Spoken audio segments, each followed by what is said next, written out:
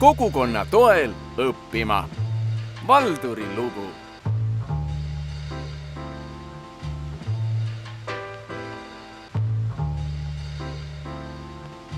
Valdur astus kutsekoolipingist ellu juba mitu kümnendit tagasi.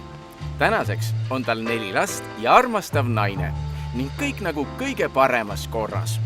Kuid ometi kripeldas Valduri hinges miski rahutus ning nüüd koduste ning kogukonna toel astus Valdur keskkooli, et oma tuleviku väljavaateid parandada.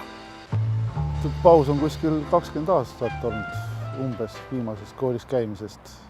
Siis kui põhikool sai lõpetatud ja eriala sai omandatud ja rohkem ei olegi koolis käinud. Laadurijuht olen, teisaldan saepuru. Selliste masinate peal olen töötanud 15 aastat ja tehnika jääb südamelähedaseks ikka. Hakkab juba üksluiseks muutuma. Hing ihkab midagi muud. Parem õppis naine laste kõrvalt ja selles suhtes ta teab kui oluline see toetus on.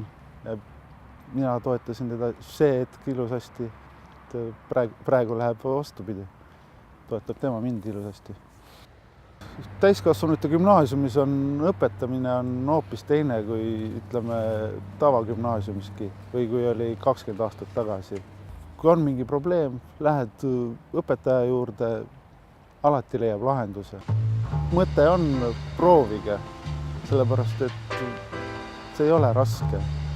Vaja on lihtsalt tahtmist ja natukene peretoetust, siis saab kõik asjad korda.